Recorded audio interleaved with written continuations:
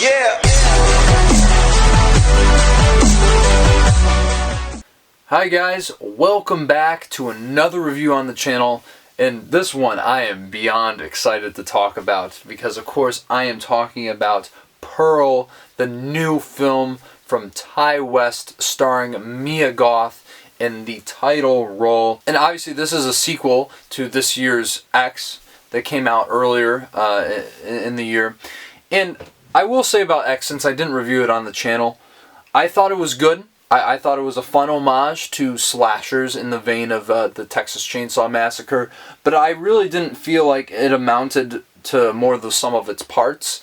It just was very well executed, but it didn't feel like there was a whole lot of like character development or depth that I really fell into the story for, except that maybe Mia Goth's role of Maxine in that, and also obviously she played Pearl in that film, who is an old woman, and obviously here she is playing Pearl as a younger version of herself, set in 1918 in the midst of World War I, on this farm in the middle of a pandemic. Sounds a little bit familiar, at least in part.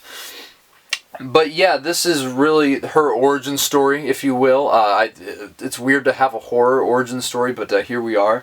I mean, obviously they have done that before, and I'm pretty sure they did in the Friday the 13th franchise. But you know, when a lot of people go back and try to explain the mythology of horror characters, never really ends up that well, I guess, in regards to quality. And this film was definitely interesting because it looked very, very different, very much a daytime horror film, which you don't see too many of those. And it was so much better than X in every single way imaginable. I mean, when Martin Scorsese said that this film kept him up at night, you know you made a damn good film. Like, that's probably the highest seal of approval you could ever get coming from a master like him.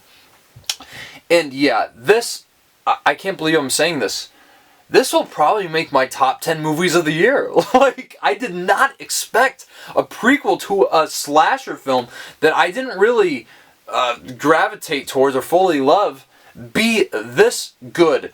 And I think a lot of that has to do with Mia Goth, who not only wrote the screenplay, but gives such a dynamite performance in what I think is probably the best performance I have seen this entire year. If we were just talking about right now, based on what I've seen, I'd say give her the damn Oscar. She is literally that good. Such a riveting, such a charismatic screen presence. You know, it's so interesting because there's so many things she's doing in this movie. Not only does she kind of like seem innocent on the surface, but she also like instantaneously has to switch to being absolutely insane within the matter of seconds.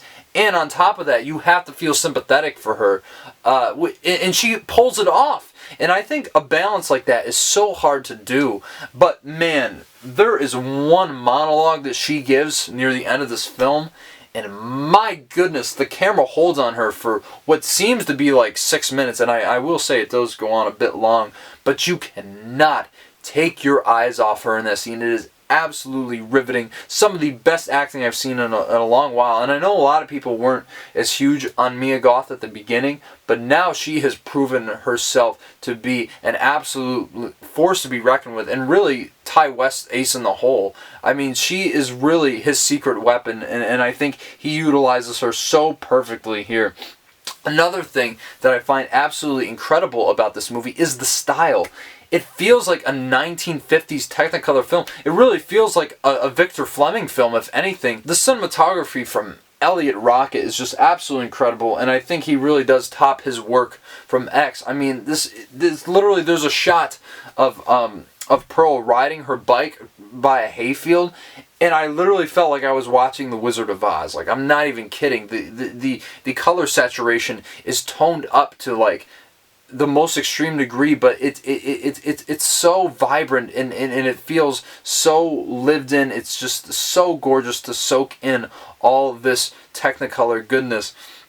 But the score is absolutely incredible too. One of the best scores I've heard all year, and one of the best scores I've heard in a horror film, for that matter, in a long time. And honestly, the opening shot, hearing it, it evoked Gone with the Wind. I was like, it was unbelievable. I couldn't believe what I was watching, and I felt that throughout the entire movie, because I think the reason this movie works so well as opposed to X, it is a legitimate character study of this woman and her kind of isolation from the outside world, and her slowly losing her mind on this farm. And I think, as I said, it is so impressive to create a story about, essentially a villain, and make you feel so empathetic towards them, even sympathetic, I might say. Like, there was a certain point that in this movie that's just absolutely heartbreaking, and this is like after she's already done some terrible things, and you're like, I shouldn't be feeling bad for her, but I do. And I think that's the most compelling part about this movie, is she knows something's wrong with her. She knows there's not something right under the surface, but she's done these terrible things, and that's just in her character. And I think it is just such a compelling conflict with what we know about the character, and I think strengthens X in so many ways. I mean, there's subtle little hints in that film that get paid off in this one, and I absolutely love writing between films like that. And I have to mention the other characters in this movie too, because it isn't just Pearl, who is amazing, but also I think Tandy Wright as Pearl's mother in this film is absolutely incredible. And there's, obviously at first she seems like the stereotypical, whatever happened to baby Jane, sort of like the Betty Davis character in that movie, the very controlling, domineering mother who's mean to her daughter for no reason. But it's not like that at all. She's incredibly human presence, and yes, she is a villain in this movie too, but she's not completely evil. Like, you understand where she's coming from and why she is doing things in the certain way that she is. And there's also some insinuations about her character, considering the time frame, which I find very interesting, but I won't get into spoilers here. I also thought Matthew Sunderland, who plays Pearl's wheelchair-ridden father, was absolutely phenomenal. I think the most underrated performance in this whole movie, because he does not say a word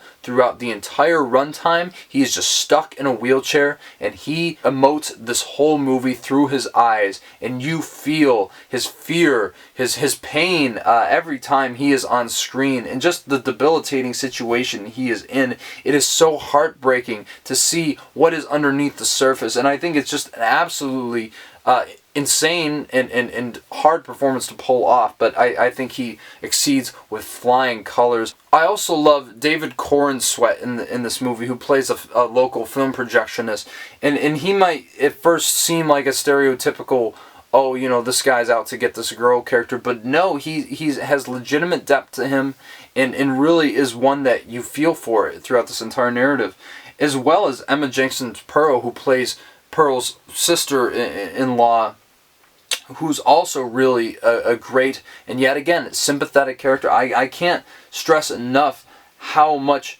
empathy there is for these characters. So that's when you're watching it and you see Pearl doing things and putting them in certain situations, you feel terrible because these characters are built so well.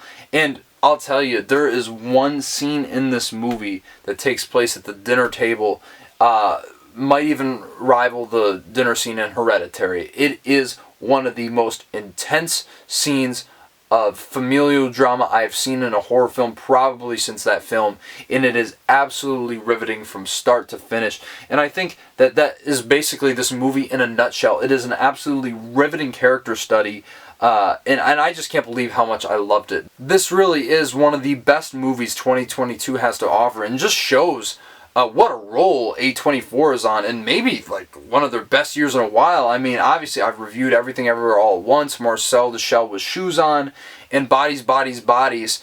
All of those films are great, but this is another one that they can add to that capstone at the end of the year. I mean, really, they are having one hell of a year, especially when it comes to horror. So yeah, guys, I'm going to give Pearl a 9 out of 10. yeah, this really, I've said everything I think I can say about it at the moment. It is absolutely incredible from start to finish. Maybe a little nitpicks here and there when it comes to the structure, but I think the script is just incredibly paced, incredibly executed, so much depth behind all the characters and behind every single piece of dialogue. So yeah, guys, you gotta check that one out, especially with spooky season coming up. It's the perfect time to go to the theaters and see this horror flick, which I think is destined to become a horror classic. So if you guys have seen Pearl, let me know what you think in the comments below. Did you love it as much as I do? Do you think it's overrated? But hey, I'd love to hear your take on the film. And of course, smash that like button, subscribe to the channel if you want to keep seeing movie reviews here and a bunch of other great content coming down the line. And as always, guys, you take it easy until I see you in the next video.